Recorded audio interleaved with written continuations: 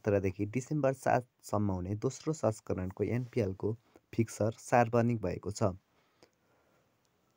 दोस्रो सिजनको एनपिएल फ्लडलाइटमा हुने भएको छ।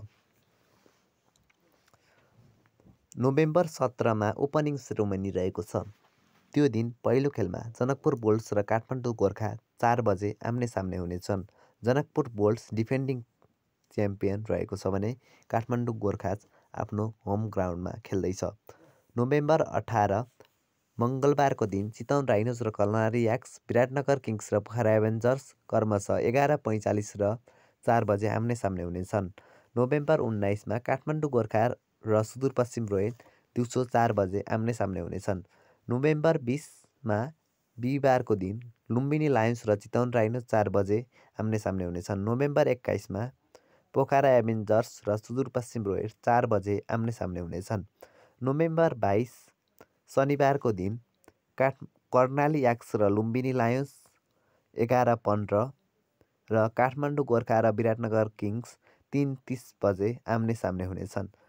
नोभेम्बर 24 सोमबारको दिन पहिलो खेल जनकपुर बुल्स र विराटनगर किङ्स 11:45, सुदूरपश्चिम रोयल्स र कर्णाली याक्स 4 बजे हुनेछ। काठमाडौँ गोर्खा र लुम्बिनी लायन्स नोभेम्बर 25 मङ्गलबारको दिन 4 बजे आम्ने सामने हुनेछन्। नोभेम्बर 26 मा विराटनगर किङ्स र चितवन राइनोज दिउँसो 4 बजे आम्ने सामने हुनेछन्। नोभेम्बर 27 बिहिबारको दिन लुम्बिनी लायन्स र सुदूरपश्चिम रोयल्स 11:45, जनकपुर बुल्स र पोखरा एभेन्जर्स 4 बजे आम्ने सामने हुनेछन्। नोभेम्बर 28 मा चितवन राइनोज र काठमाडौँ गोर्खा 11:45, कर्णाली याक्स र विराटनगर किङ्स 4 बजे आम्ने सामने हुनेछन्। नोभेम्बर 29 शनिबारको दिन पोखरा एभेन्जर्स र लुम्बिनी लायन्स 11:15, सुदूरपश्चिम रोयल्स र जनकपुर बुल्स 3:30 मा आम्ने सामने हुनेछन्। नोभेम्बर 30 शनिबारको दिन आइतबारको दिन कर्णाली याक्स र काठमाडौँ गोर्खा 3:30 बजे आम्ने सामने हुनेछन्।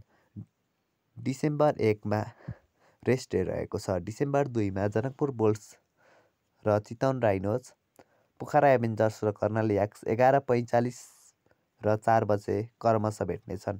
विराटनगर किङ्स र लुम्बिनी लायन्स बिचको खेल डिसेम्बर 3 वेडनेसडेमा 4 बजे हुनेछ।